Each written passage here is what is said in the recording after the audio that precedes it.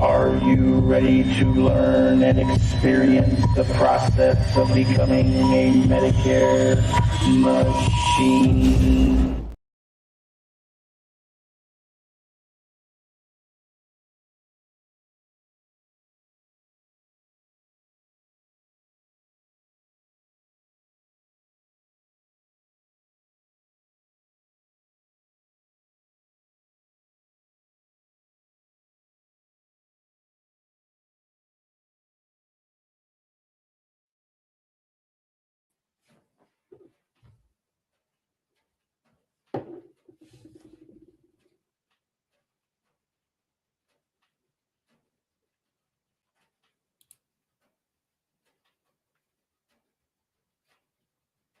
Negative.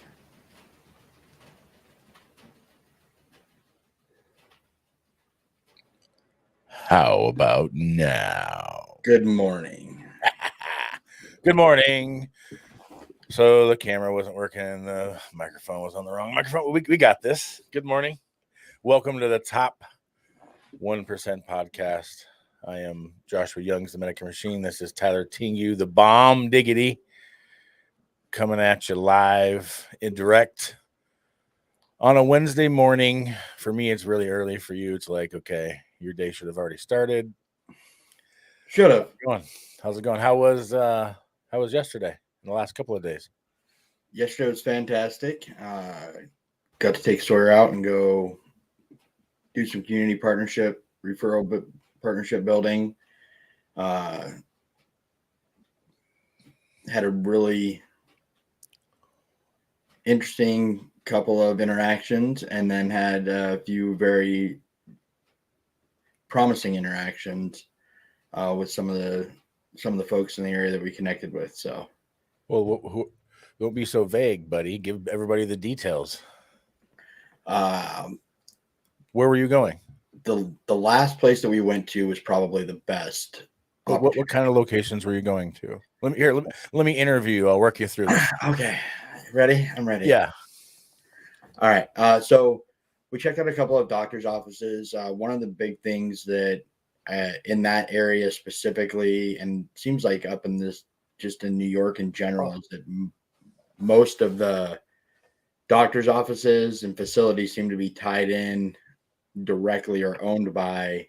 Oh, there we go. Forgot the lights. They seem to be tied in or directly owned by a couple of specific companies. So made it really interesting trying to connect with any of the doctors' offices and providers in the area, just because they're a bigger health group. It's a corporation. So when you're dealing with a corporation, you've got to attack that differently. Yep. And it's best to use that as a long-term strategy, because really what you need to do is make friends with somebody who works there on some level that can help you work up the ladder. It's not really something you can like door knock or cold walk, so to speak. It's really important for everyone to understand that, you know, when you and I, Tyler, we both do this. We go out to help people go into the community and then go door knocking, in essence. But business to business door knocking is different than door knocking clients, and it's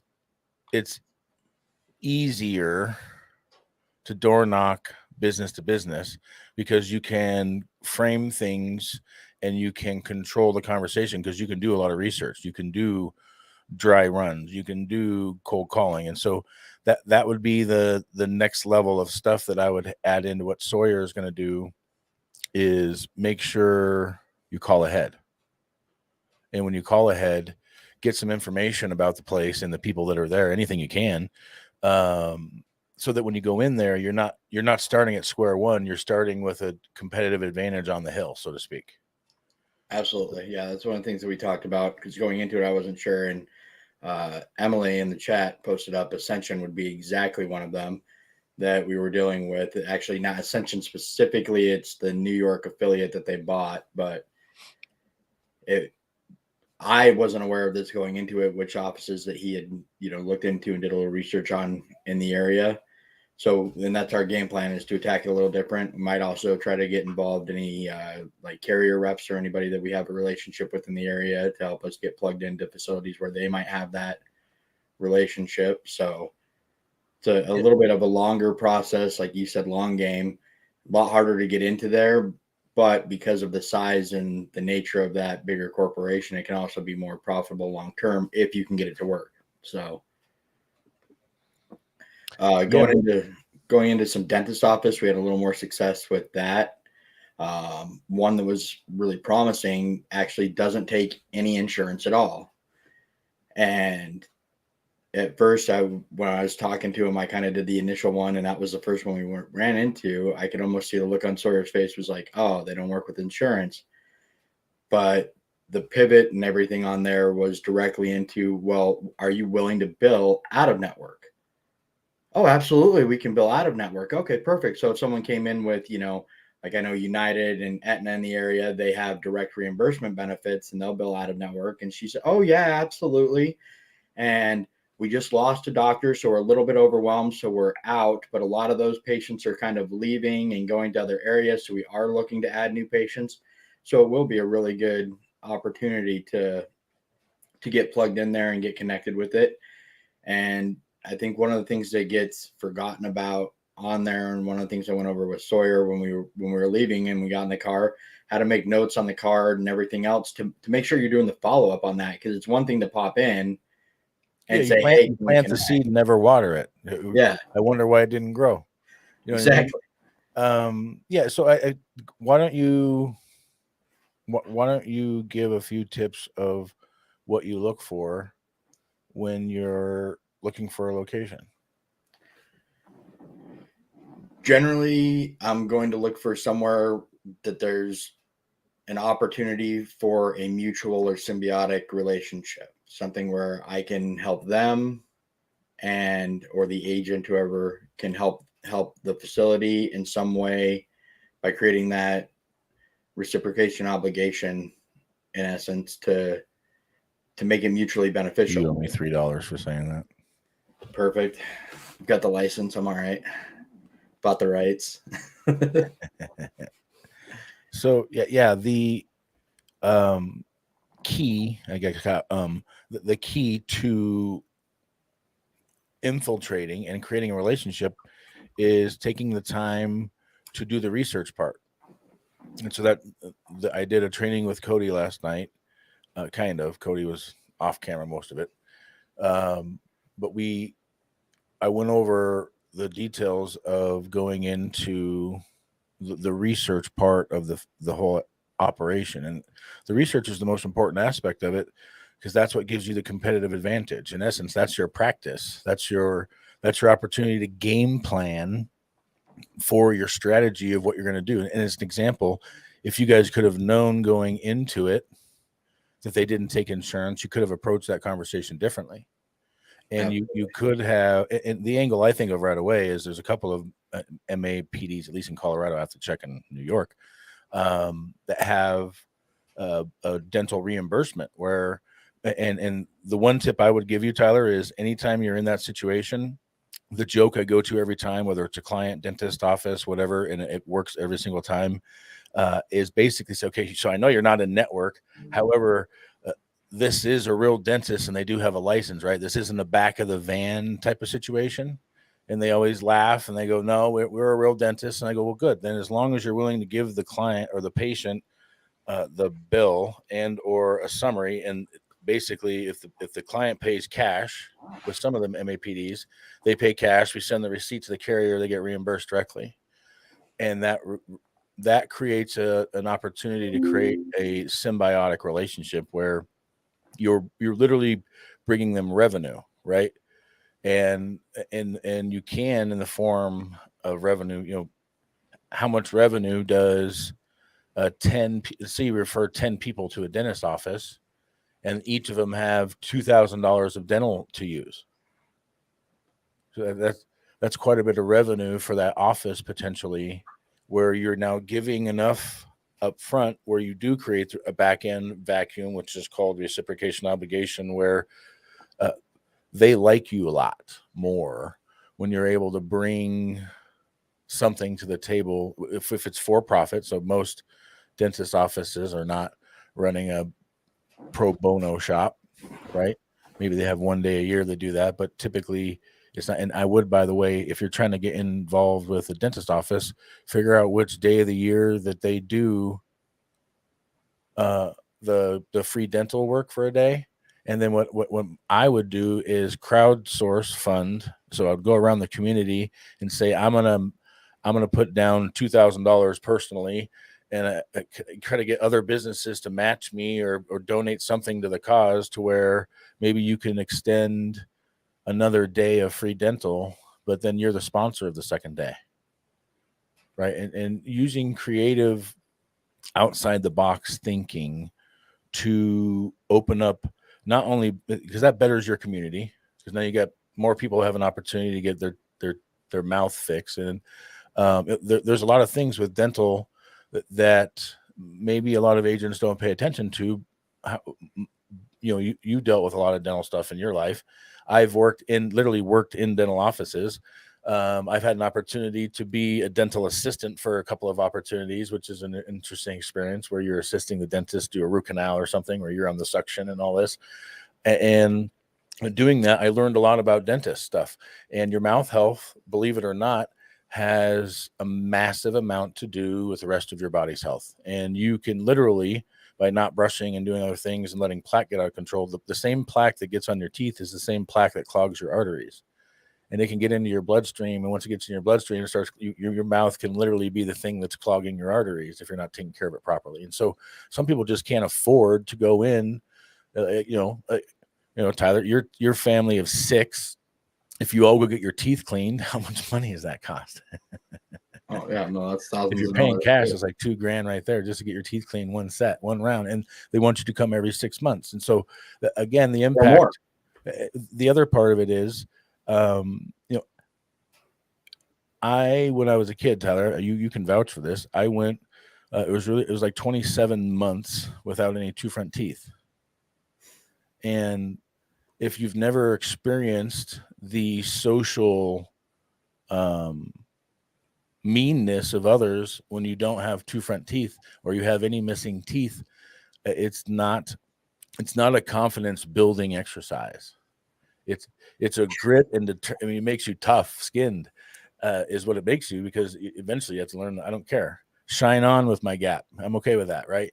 But a lot of people don't shine on with their gap. And this is another aspect of it. Not only are you maybe putting them in a position to be healthier with their mouth, but they might feel better and have more confidence. And when you feel better and have more confidence, maybe you're more active, and maybe you get more healthy because you're ready to exercise. And the impact that we have potentially as a broker is not just making sure people's wallets protected, which is our really number one priority. In our sense, for me, doing what we've done for as long as we've done, I've definitely learned that people are just people, and really we're all just children. Some of us grow up, some of us don't. We all just grow old. But we all really, for all intents and purposes, stay the core same person that we were when we were a kid, and we hold those same hopes and dreams. And some of us act it out, some of us don't. And I see it a lot. Those who stay childish longest wins, not childlike, not childish. You don't want to be childish. You want to be childlike. And I think it was who was your favorite one from 8% last year on stage? Ed Milet. Yes, Ed Milet. That's who it was the other day. I saw on a short that he was talking about that. And so I think that's really, really important, that you understand the dynamics of the impact you have. And so those are the points of pain. And so don't be afraid. Like if you're sitting down with a client and you see they have missing teeth, empathize with that and say, I know what that's like. Would you like me to try to help you get that fixed? Some people do, some people don't. But if you don't offer the hand up, they might be in the crevice. The big thing, visually think of them in the tooth crevice. They're in the. Are you going to help them out, or are you going to just let them sit there? Right. And so the power we have to protect people or improve their situation, like to me, it boggles my mind how there are situations where I can have somebody have confidence to be able to go to the grocery store and buy something with not their food stamp card. Like what makes you feel like a real human being when you can use your real debit card, so to speak, right? And those kind of things, like Tyler, I know you've been there, where you get to the checkout line and boop boop boop, they scan everything, and they're like, all right, $187, and you're like, oh crap, I looked at my balance before I got here, and I have $162 in my account. So I gotta strategically figure out, what do I not want to eat now? I don't know. And like I said, to me, that embarrassment, if you've never felt it, is I would say it's probably 10x of what it feels like to get declined. Like if your card gets declined. Oh, massively, yeah. I'd rather get declined because you can just switch to another card or cash, whatever. If if you got it, you got it. But if you literally don't got it and you're short and you have to play that game of put it back, yeah. Like when I was a kid, it blew my mind. My mom, when we were kids, we would shop and she would fill we would go to Kmart. She would fill the whole cart like as some kind of like simulation in her mind, and then we would just ditch the cart and go home because we didn't have any money to buy anything. So but in her mind, she got to go shopping that way, and she got the payoff mentally from it. Which, psychology of that, growing up poor, if you will, I didn't really feel that poor. We were told we were poor, but that mindset part of it, the impact we can have, that's what you want to carry into the dentist office. He's like, look, you and I, dentist office person, and me, we have the power to help people. This isn't about, and sometimes you need to change the angle to where it's not about just the money of it.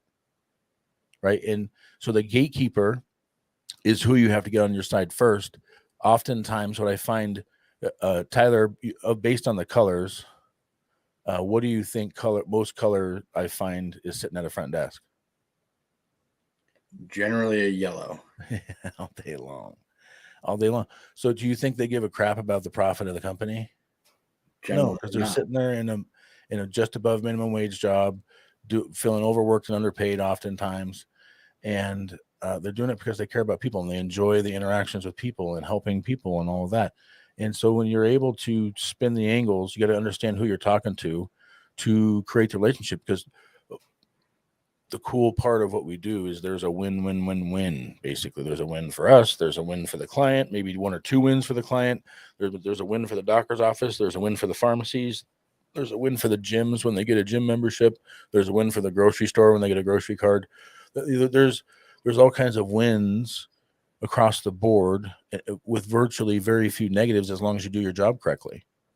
As long as you do your fact finding, as long as you do the research correctly, as long as you make sure the networks line up and the doctors line up and the prescriptions line up and there's no issues. And if there's going to be any issues, you communicate that and you create a strategy to fix it, right? Sometimes there's not a perfect option. Sometimes no matter what you do, nothing's going to line up to everything, right?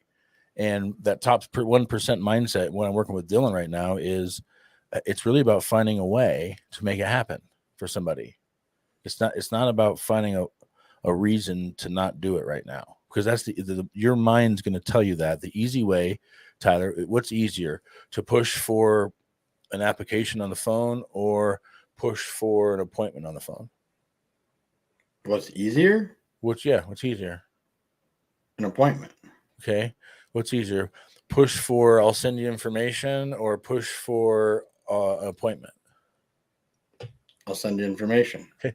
So most of us start at the bottom and we only try to push to that first level, right? But that depends on what your mindset is before you call. And again, remember, your machine, your Medicare machine, you get to program this machine. You get to program your brain. So before you make phone calls, what are you doing to put your brain in the right mindset? What kind of stuff do you have on your desk that reminds you that you can read to put you in the right mindset so that you stay on target? I have notes everywhere. I don't put it on here because it'll be the background, but I use my dry erase boards for goals and keeping track of things, and so I don't forget important customer service issues and making sure customers are taken care of, and tracking the team and making sure everybody has what they need. And it's a very complicated process of running an agency, whether you're running an agency just managing clients or whether you're running an agency trying to manage clients and build a team and help them manage their clients and build. So it's it's not a hard job, but it's something that requires persistency and consistent. It requires discipline. Because Tyler, you can attest to this, and I can too. If you take your eye off the ball, if you take your foot off the pedals, when you're riding a bike uphill, if you take your foot off the pedals for a second, what happens? You stop, you fall Well, over. at best, and you like fight your way into going again, like busting your knee out. But most likely, you have to stop for a second and start the whole momentum thing over. A lot of people will jump off and walk now. So the stopping has more effect on your momentum than you think. And most people have this. I call it a fantasy because in the beginning it is. Until you get to a point where you've built up your business to where the revenue runs where you would pay your bills whether you work or not. There's a certain level of grind and hustle and discipline that you have to maintain, and the attending every soccer game and all that stuff has to wait until you're in a position where you can afford to do that with time, because you have time or money, and by far time is by far the more valuable one. But in the beginning, most of us don't have the money to trade for more money, so we have to trade our time for more money. It's the sweat equity is what I call it, and the problem with sweat equity is if you don't keep doing it, it's a lot like weightlifting. Your body will go to crap really quickly if you stop weightlifting. Absolutely. Well, and I mean, on that too, that level of comfort where you get there, it's really important to stay going forward. I mean, I've been in that situation myself where I got up there and stopped and took my foot off the gas, stopped pedaling. And it's a much slower slow down and stop process, but it's also a lot harder to get going again when you're there. Like, I mean, the bodybuilding, right? And you build yourself up massive. Now it's not that just you're losing muscle, all the muscle's turning to fat. So now you got to work even harder to not just build the muscle back up, but now you got to lose all the fat that was there. And you have all these other issues that go along with it. And it's maintaining that when you get there, at least at some level, so that you don't have those issues popping up, is, I think, a harder thing than even just getting going again when you're halfway up the hill. Yeah, like I said, starting momentum is exponentially more difficult than keeping momentum, which is why whatever 92% or whatever the percentage is of agents fail. People fail because momentum's difficult to start. And most of us don't know where to start. And most of us, in a lot of situations, are pedaling uphill. We're trying to work a full-time job and do this on the side. We're trying to do this with no other income. We're trying to do this and be a stay-at-home mom. We're trying to do this and be a single mom. We're doing this. And there's so many different variables that can create. Or like Emily, it's tough getting back from surgery. Absolutely. Life's going to knock us down. You just have to be able to pivot, and the mindset carries through. But sometimes situationally, recovering from surgery is recovering from surgery. Like, sometimes you can't rush the process. You can't rush the healing process. Sometimes you can't rush the growth process. And oftentimes you can't rush the success process. You just have to stay disciplined. You have to stay with persistency and consistency. And you have to be following the right North Star. If your mentor does 20 apps a year, well, what do you think you're going to do? I don't understand where the translation comes where, okay, my mentor does 20 apps a year, so I'm clearly going to do 100 or 200 or 300, right? It's mind-boggling to me how some people let the blind lead the blind. Or even, let's say somebody, how many times, Tyler, have you met somebody that says, oh yeah, back in my day, I used to slam 1,000 apps a year too. Okay. Maybe you did. But you didn't do it under the current day regulations. It's the same argument of old school of sports versus modern day sports and all that stuff. But it is a different environment. It's a different regulatory environment. It's a different everything environment. So I did and I do are different things. And I learned that, Tyler, last week, because I've been hovering closer to 230 pounds, and I was hovering closer to 220 pounds for a while. And so incrementally, my hover has just increased. And so I was like, you know what? I'm gonna go start. But they still have in my city in Fort Morgan, they have something called the Fat Old Guys basketball on Wednesday nights. And so it's supposed to be for the fat old guys. And originally, when I first moved here, that's what it was. It was a bunch of 50 to 70-year-olds playing basketball, and I was like dominating because I was still like 30 something, and so I was in my end of my athletic prime, and they were all way past it. And so last week I went, and I only lasted 2 games.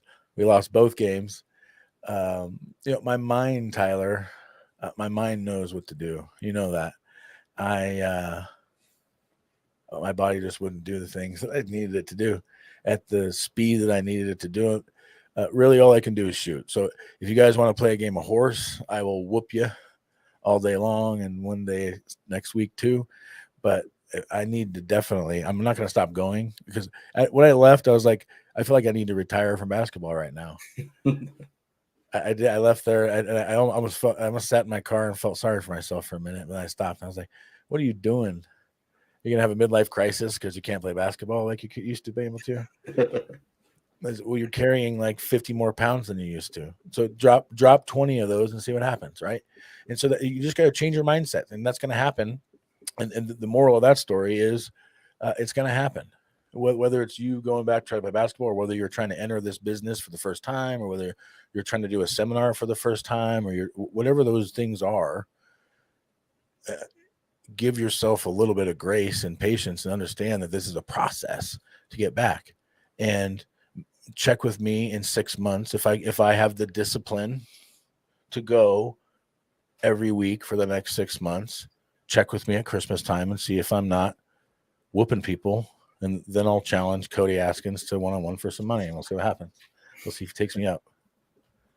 But I need to get down to like 205 is what I really need to do. So 25 pounds, I figure a bag of dog food, no problem. We'll just do this thing, right? So Aaron's like, you better call your doctor and tell him to send you some testosterone. So seminars are quite the process. Holden, thanks for chiming in. Holden does a fantastic job. Holden is a superstar. He's over 20 apps this month. I feel like he flexes apps on purpose now. In some respects, I'm glad he's the kind of tiger that the old tiger, I didn't want to have to keep outrunning that kid, because he has discipline, because he's military mature, and we give him the missions. Tyler, you give him a mission, I give him a mission, and he runs it. And one of the things that he struggles with, one mission he hates, is turning 65 seminars, which happens to be the honey hole that the last year and a half I've really built my entire do what I want on. And the power of T65, and here's why you need to master T65. The power of T65 is threefold. Number one, it's twice the money, both up front, because if you're not doing Medicare Advantage, even if you do Med Sup, it's easier to have a position for cross-sell. And you should be positioning for critical illness, even if you're doing Med Sup, because if you're doing Med Sup and a drug card, you should know the drug card on a PDP has much higher exposure points for cancer drugs and other things than even an MAPD. And in reality, the standalone PDP coverage is not as strong as an MAPD. So you've got to be aware of that. And a cancer policy at minimum should be something that you're doing with every Med Sup customer, or you're doing them a disservice should they get cancer, because not everybody just gets chemo and radiation. So you've got to pay attention to the whole aspect of that. And they're not bulletproof on a plan F or a plan G from cancer. Okay. Yes, they can go to Mayo, but it doesn't pay for the plane ride, doesn't pay for room and board, doesn't pay for food while you're there. It doesn't pay for experimental or non-experimental services. A lot of our clients are still working past 65. It doesn't replace income, right? So, and Tyler, you do a really good job of that. You've always done. Back in the old under 65 days where you do the spreadsheet and you do the critical illness with the dental and all that, and you'd show them package 1 versus package 2. And in your mind, you really should be doing package 1 versus package 2. And if you're not at least talking about hospital indemnity on every single MAPD opportunity, then you're doing them a disservice to at least not educate them on what's available. So, but seminars, going back to that, because I want to get through that point, Tyler. I've had seminars with full rooms. I've had seminars with 2. And I've had seminars with 1. By the way, if you have a seminar with 1, just convert it to a one-on-one little tabletop thing. Don't set up your projector and all that crap for 1. But if there's 2 or more, do it and go through the whole thing. Because number 1, you owe them because they showed up. Number 2, you need the reps. Unless you've done over 1,000 like I have, you need the reps. And even I get rusty. And I'll tell you, when I do mine in a 1 week. I'll do 5 in a week: Monday, Tuesday, Wednesday, Thursday, Friday, all over the place. But by Thursday and Friday, those are my masterpiece performances, because I've had 3 days to get all the kinks out and get my rust knocked off.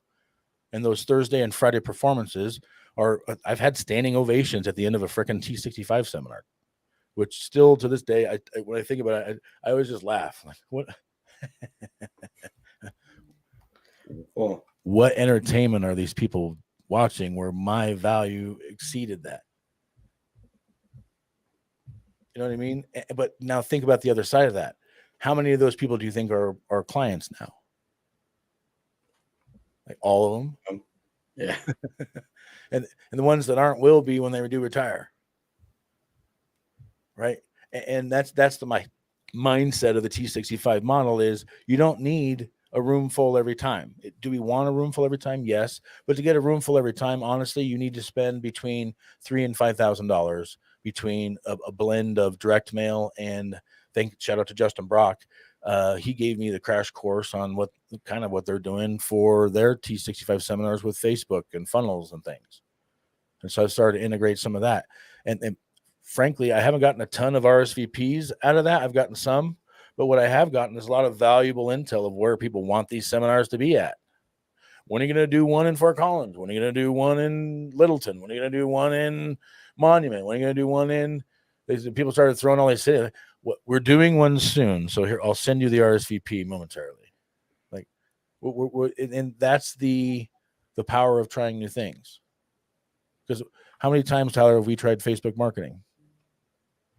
More times than I care to remember. And the way you say, how many times has it worked at all? Like, have we ever gotten anything? Like one, if you gotten one client from the tens of thousands of dollars we spent on Facebook marketing?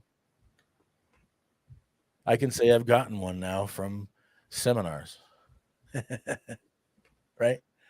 And I think for me, the only value it ever brought was more of like a recognition validation. If someone looked me up and they could see like, oh yeah, you guys actually are a company, do business, and you're not a dental office in the back of a van. Yeah, it's very interesting concept. But yeah, so if you're not doing T65 seminars, you should, but it takes revenue to do them. Now you can do grassroots. Shane on our team is crushing seminars with 8 to 10 is probably his average attendance, but he does it with handwritten invites. Like writes him a letter. Dear John, my dearest friend, I haven't seen you for ages. Please attend my T65 seminar. Truly yours, Shane. And then they show up and they appreciate that. Again, every different uniqueness that you can do. And what I would tell you is that is Shane being Shane. And what happens is Shane attracts the people that like Shane. 100%. When Shane tried to do it our way and tried to do postcards and other stuff, Shane would attract people that didn't like Shane, and he didn't like it. And so that's be authentically you and create a unique experience, including with your T65 seminar. Like I said, my new favorite thing is themed T65 seminars. I'm going to get these things off the ground. You stay tuned, Tyler, for the next T65 Luau and the T65 Pirate Boutique Challenge or something. Because again, the more fun you have doing them, the more attractive you are, and the more like if they have a more good engaged time, the audience will be too. Yeah, that's what I mean. If they have a good time when they come, like think about the mind process this is. Like, how many of you have made, like, someone's called you, someone you like, your friend, Tyler calls me and says, hey, do you want to go to this concert in September? And I'm like, fuck yeah, let's go. Book it, buy the tickets, we're going. And then what happens in August? My introvert starts coming out and I'm like, And then I I go want through to the process go. This for like is 3 weeks where I'm like, I got to think of 97 and a half ways I'm going to tell Tyler no. Broke my leg, wrecked my car, somebody stole my wife. And I get to go through all the processes of why I don't want to go now. Same thing. Now that's something fun. That's a concert with one of my best friends in my life. I consider a brother. Now think about a complete stranger doing a Medicare seminar. How excited that morning are you when you wake up and go, oh yeah, today's the day. Where's my ticket to the dance? I get to go to the seminar tonight. Get some crappy buffet food. Right? Now, maybe they are excited about that, by the way. The food part might be the part of the reason they're going, but that's okay.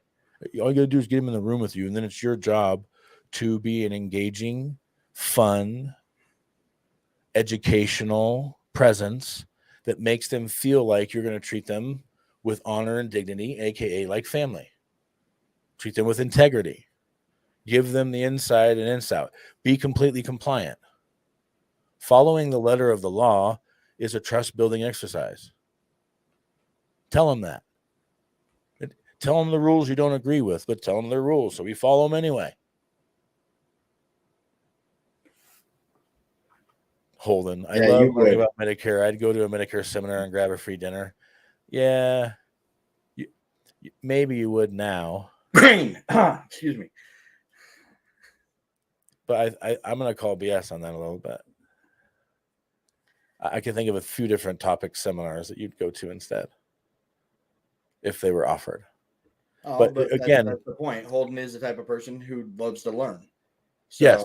I mean, now Medicare, obviously, with where he's at, for sure, I wouldn't doubt that. But I mean, if it was something else that he was engaged in, he's the type of person who would go to learn because that would be something that would be fun for him.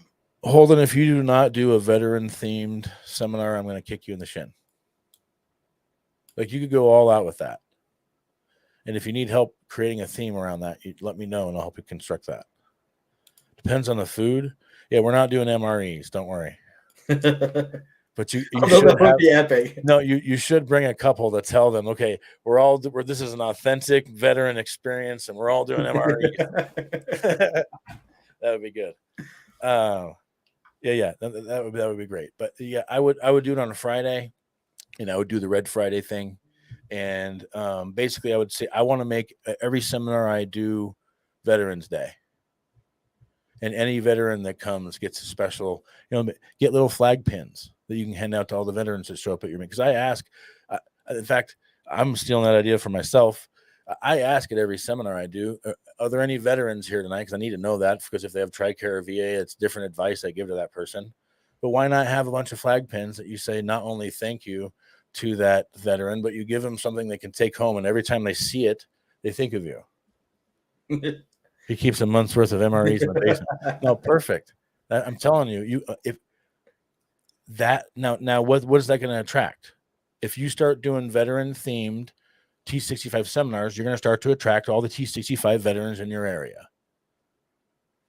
Is that or is that not your target market, Mr. Kiefer? So again, this goes back to me talking about fishing all the time.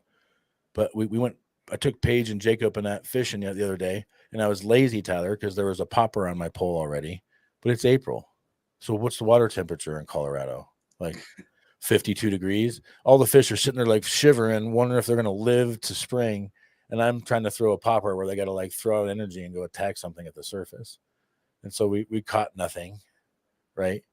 That's the thing. If you don't focus on the fish that you're targeting and the season that you're in and the conditions you're fishing in and the environment, example, the T65, if you don't focus on who is that person, think of the average turning 65 person now.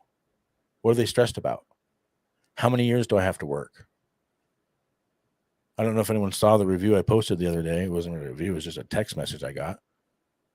Somebody basically saying I changed their lives because he was going to work another 7 years. They went to my T65 seminar.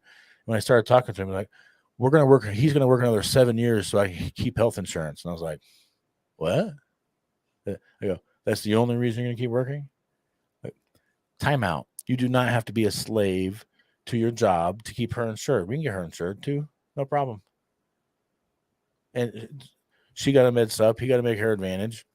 They sent me a message basically saying, basically, cheers, Mazel Tov. Not only did I help them get over that mindset, but he literally retired the month after he went to my seminar. Instead of 7 years. Oh, it's massive. And Like it's like I let him out of mental jail early. You're off for good behavior. Yeah, 100%. You won the mailbox lottery, and you chose to attend the seminar that you got a postcard on about this. And that decision again, and you need to think of it that way. People that end up working with you, it needs to be they won the lottery and experience. It needs to be a Ritz-Carlton experience. Go over the top to the Shane thing. Attracting the people that, going back to Shane thing, you want to attract the people that are going to like you. Because they don't like you, they're not going to feel that way. And like with Shane's thing, most of his seminars, I believe, have been in more rural communities. Yeah, they're not Denver metro stuff. So that's a very different attraction. He's going on a limb. He is going outside his comfort zone. He's doing some in Aurora and Brighton. So you got to give, and that's the thing you got to do. Own your home turf first, then start to branch out. But go places that are easy to get to. Go places that go places where you feel comfortable. Well, I think, what did I tell you? I pulled my list for my area around me. And for the next year, what do I got? Like 2,250 people, like for a year, turning 65 within 150 miles of me. But what if you get 10% of them? Well, exactly. That's my thing. So that's where the standout, be unique part is, where a handwritten note or whatever. Go ahead. If you're out there and you're in Western New York and you think you can compete with Tyler TNT Tingu, let's see what you got. There's 2,200 of them for the next 8 months. How many are you going to get? How many? I think Tyler should get 200 of them. And if he doesn't, he's kicked off the podcast because he's not in the top 1% anymore. No, and that's what the thing, though. I'm not discouraged with that number because I know it's possible. One, my competition in the area is slim to none and I'm not saying that like I'm being cocky. I'm saying that there's just no other agents that are in the area willing to work it. Yeah. I mean, my cocky nature will come out and say I'll compete, but I don't have to. Like, I'm shooting fish in a barrel at this point because it's in such a rural area that there's just people not willing to come drive an hour and a half south to go do a seminar. And that's one of the things that always got me, like, being in the Denver metro. Like, why the hell aren't you willing to go out to Brighton? I mean, it's a 30-minute drive. Like, yeah, I don't understand that mindset at all. I'm like, people just didn't want to. It used to drive me nuts when we were with the original agency with Rudy and stuff. And like working with it, like, you don't want to drive 30 minutes to go meet a client and make a sale. Well, why not drive 4 hours? Because here's what I'll say about driving 4 hours. When else are you going to have an opportunity to listen to a book on tape for 4 hours in a row? Where else are you going to have an opportunity to strategically think for 4 hours in a row? And if you're driving in the middle of nowhere, it really is a perfect thinking time. I do some of my best ideas I come up with ever happen when I'm driving. And for a long time, I would have no outlet for it. The idea would come and go before I could write it down. Like, oh man, what was that? So then you got to have a way to write it down really fast. And so my way now is to tell the phone to write it down. But the ability to do seminars, the ability to go into a doctor's office, a dentist's office, a financial planner, all of these things are skills and they take practice, and you're going to have to do lots of reps. So my recommendation, if you're new and you're trying to work doctor's offices, don't work the ones in your town first. Yeah, don't target the ones you suck at it. Don't start off with your good ones and practice on the good ones. Go practice like 100 miles from your house. Well, and one of the things, like you mentioned with the seminars, like Sawyer made a comment yesterday when we went into that dental office. He's like, man, you were on point with all your stuff. You were crushing it. And I'm honest all the time. I was like, really? Because I felt like I was rusty. I appreciate the compliment, but I hadn't done it in probably 3 months. Well, you don't need to have done it in 3 months because it's like anything else. You've programmed your brain to be a machine so that when the chips are down, your go-to is the right thing. Well, yeah, but that's what I'm saying. Like your seminars, even if they're only a month apart and you're doing them for that week, the Thursday, Friday ones are going to be better than the Monday, Tuesday ones. I mean, just dialing it in. I mean, my default went into there, but was it as good as I could have made it? No. So to someone like Sawyer who's never seen that, it looks spot on point. And if you're a brand new agent, you're like, man, I wish I could. But it's because we've done the reps. So imagine how a new client feels then. That's where that standing ovation effect comes from, right? Because they've never seen an insurance agent be like this before. And that's the unique experience I talk about. Like, are you providing a unique experience where at the end of it, they go almost on some levels, what was that? Like, I need to see that again.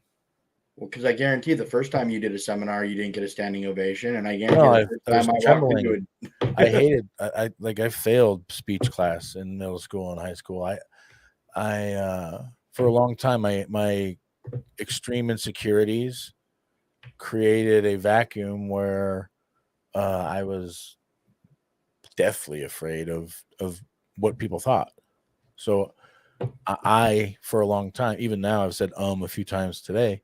However, I've slowly programmed that, and I'm working on slowly programming that out of my vernacular.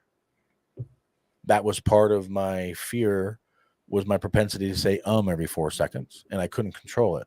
It just fly out and like And on the other side of the coin, the reason why I'm so conscious about that is if I'm in a situation where I'm in the audience and someone's saying I do not listen to one word they're saying other than I'm counting, and I literally become like ADD focused on the You made the mistake the one time when we did the team training, told everybody to like call you out on it at the end of it. No one would have paid attention to any of the training. We're all like, you said 17 times. Yeah. And that's important. Once you're aware of it, you can start working it out. Oh yeah. Like I have friends that grew up in the South that have worked their accent out. You can reprogram your brain however you want. It's your machine. But it doesn't happen with the flip of this. It's not like going down to Walmart and buying a new software, taking it home and installing it. It's not like downloading it and installing a new program. You need to write your own code. Really, you've got to do it the hard way. And you've got to reprogram your brain over time, repetitiously. You got to control the messages. Like everywhere I sit, whether I'm in my office here or whether I'm in my office at home, the messages aren't the same because I'm not going to have the same discipline poster everywhere I go. But the ones at home, I have one that says, money never sleeps. If you don't figure out how to make money while you sleep, you'll work till you die. Because I don't want to work till I die. I want to love what I do till I die instead and do what I want. When I want, how I want. That's the utopic existence I envision. And so the mindsets I have to keep that going, because it's possible, is a Medicare machine mindset. And at this point, I've reached, in my opinion, close to. I haven't breached the dam yet, but before I overfill my reservoir, I'm slowing down the rate at which I'm filling in new clients. I'm not trying to grow at 800 to 1,000 clients a year. I'm trying to grow at 100, 200 clients a year, which for a lot of people are like, wow, I would love to do 100, 200 clients a year. That's me really slowing down on purpose, like decidedly. And it's a mindset shift, because now instead of being focused on my machine, the way I get to the next level and pay it forward back is help you, help others, help Orlando, help as many other people as I can program their machine. And you hear a lot, Tyler. I think most of the trainings I go to and most of the conferences I go to, at least a third or more, if not half or more, of the content's about mindset. Oh, easily. It's easily the most important thing. Mm-hmm. They don't make posters with call scripts for you to memorize. No one has the call script posters. People have mindset posters. People have motivational posters. Why? Because that's the stuff our mind struggles to stay on. Why? Because discipline is hard. Discipline hurts. Discipline's outside the comfort zone. But discipline, persistency, and consistency is what drives results. And if you want a consistent pipeline where business is on a continuous cycle, then you have to understand the cycles of each business, both the season. So there's seasons in our business, just like there's seasons in fishing. And fishing in the spring is different than fishing in the fall. Same thing here. Fishing right after OEP is way different than fishing in AEP. So your tactics have to change. Your mindset has to change. And I hate to break it to everybody, but you're only about 8 weeks away from frickin' AEP planning for next year. You're going to do AHIP in about 8 weeks. In case you didn't know that. Around June 25th when they launched it last year. So buckle up, Buttercup. It's April 26th. It's 60 days away. So which means you're 150 days away from your AEP. Seems like a lot, but it's not. It's going to fly through. So right now, what seeds are you planting to prep for next AEP? Are you working leads right now? If you're working leads right now, every lead that you don't get should be immediately scheduled as an opportunity in AEP. Don't say, can I call you back later? Say, look, my calendar fills up lightning quick that time of year. Do you want to just get something on the calendar? We can always move it around later. Then they're locked in. At least you have an opportunity to re-engage, and just got to keep the drips on them. So make sure you have automation set up that touches them once a month with some value, not with pestering, but send them a recipe, send them an article. Like there's magazines I do through Reminder Media. Every month I get referrals. Every month I get calls. Every month I get thank yous about those things. Most of them just assume I'm like sitting in my office every month planning a freaking magazine. Which ignorance is bliss, and take advantage of that. And there's nothing wrong with that because it provides them value. Recipes they never tried.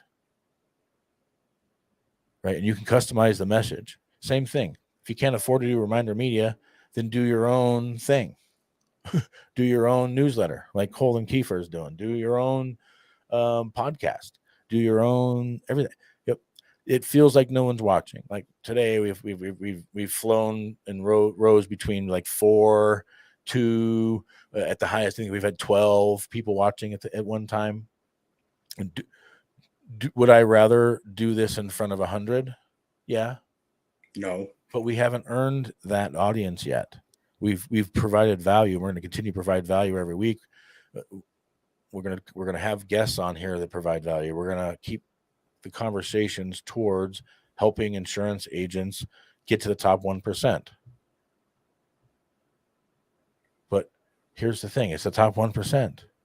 Not everybody's going to get there. But here's what I know. If you shoot for the top 1% and end up in the top 10 or something, it's not you've successfully failed. You failed very successfully. Right? Top 1% is not for everybody. I tell my boys all the time, it's very lonely at the top. There's not a lot to do up there. And most of the time, what I've learned is when you're at the top of what you think is your mountain, you look over, and there's a whole new mountain, and someone's on the top of that one. You got a whole new mountain to the top. Most of the time, people who are getting to the top are people who are very driven and competitive, and without anything to chase, you give up and you get bored, and then you have to find something else to focus on and to work into. That was the key word there. People that are at the top 1% are focused, and what happens is whatever you're focused on is what's happened, right? So if today, Tyler, you're focused on shit, I need a day off, then guess what's going to happen? I'm taking the you're day going to do off. everything you can to take a day off. If your focus is on I'm not going to bed until I help one person, that I would, knowing what I know about you and me, I would take that Pepsi challenge any day of the week if I had to. If I had to find a way to help one person today, I would do it. It's really easy if you're looking at it, if you're focused on it. But if you're focused on how am I going to pay my bills instead of how am I going to make money, those are two different focuses. If you're focused on how you're going to pay your bills, you're not going to pay your bills. If you're focused on how you're going to make money, you're actually going to make some money, and then you can worry about how much money I have to pay my bills. But if you focus on the negative side, that's what you're going to get. if you're focused on that, they're going to say no, then guess what they're going to say when you call? No, because you set your mindset up for that energy that you want them to say no. You're almost begging them to, like, I want you to say no because that's what I'm expecting. Or you can do what a machine does and program your brain that I am going to help you. Like, you are my client. It's just a matter of when. Right now might not be the right timing. You might already have the right coverage. You might not be in a position to change. You might not be able to improve at all. But at some point, the situations will change.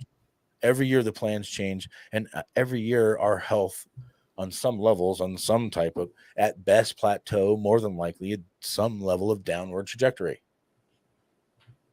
That's the nature of the beast with this. So use all that to your advantage. Set the table now, plant the seeds now, you should be going to the VFWs now. You should be going to the doctor's offices now. You should be going to the food banks now and creating the relationships that will be in position for you to harvest in harvest season in AEP. But you're not going to, if you try to grow a crop that takes 6 months to grow and you try to plant that seed 3 months ahead, it's never going to get to harvest. It'll get killed by the winter. How many times have we seen agents do that where they're like, oh, I got to prep for AEP. It's September 15th. I probably ought to get an AEP plan. What should I do for AEP now that it's the 15th of September, or even the 1st of September? You are 2-3 months late. Like, right now is on time. Let me be clear. Prepping for AEP right now is on time. The initial prepping. So just like prepping a garden or prepping to go fishing, first you have to check the weather. What do I think the political climate is going to be this year? What are the CMS final rules? Because right around now is when the final rule comes down. So you can kind of see what's going to happen on what they're going to crack down on, what they're not going to crack down on. So you can create your strategy. So create your AEP strategy now, because working your AEP strategy now, guess what's going to happen? You're going to run into turning 65 business. If you focus on turning 65 business and AEP right now, fill in your time with AEP when you don't have active business to write. And that is the efforts that will pay off in AEP. And then you'll do 2 or 3 times as much efforts in AEP. And don't be afraid to ask your current clients for referrals for AEP now. Like, if you're touching your base with your clients now, say, is there anyone that you know of that could use my help in evaluating for next year? Because we're already scheduling. By the way, do you want to schedule yours? That's the best time of year to get it too, because if you can connect with that person, you can get them on the calendar ahead of time before you're swamped. And if anything like our schedule, running 16 to 20 hours a day, 7 days a week, a lot easier to fill that schedule in right now. 1,000,000%. We're out of time. This has been the Top 1% podcast. I always feel like I always have more to give every time. I think we're just getting into it. We need to have like a pre-podcast where we get warmed up and we hit stride right when it starts. That's what my vote is. However, thanks for attending. If you haven't noticed, the banner has been streaming the whole time. The virtual boot camp is today. I had one person, because I am, for those that went to Medicare Con and dropped their card in the basket, I'm doing a free training for them next week. This is not the same as the one I'm doing today. Definitely, I give value in the free trainings and webinars, but I'm not going to give the same value in the free one that I'm going to give in the paid one. So I had one person this morning send me a message and say, hey, I paid for this one. Can I get a refund and go to the free one? And sure, but you're not going to get the same stuff. You're going to get the free value instead of the paid value, right? So it's $66. I don't know, Tyler. I probably have $66 in my change jar if I had to. And the exponential value I'm going to give today. So in essence, I'm taking what we've been talking about to a new level. Reciprocation obligation. That's really the theme. It's what I'm trademarking, what I've trademarked, that the process of reciprocation obligations created by you and the momentum that you have. And so if you want to learn how to do that, join me this morning. It's in a couple of hours.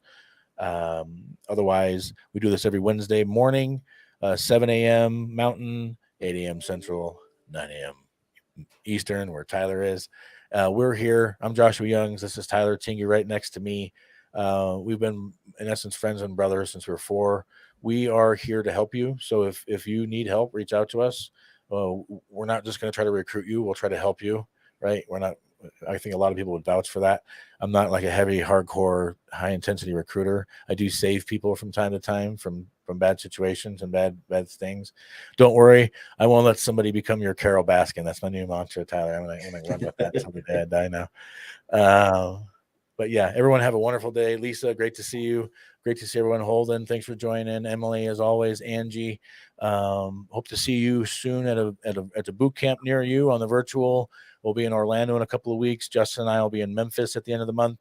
We've got one in Charlotte in June. Tyler and I will be at that one. So Tyler, don't forget to book your flight to Charlotte. Yeah, I've got it on my calendar. I probably ought to do that. Good. So we're getting closer. You might want to book it before it gets too expensive. This is a 10-hour drive. Yeah, I wouldn't drive it. But yeah, anyways, thanks for tuning in. I'm going to have a full day. Hope you do too. And we'll see you soon. Take care, everyone.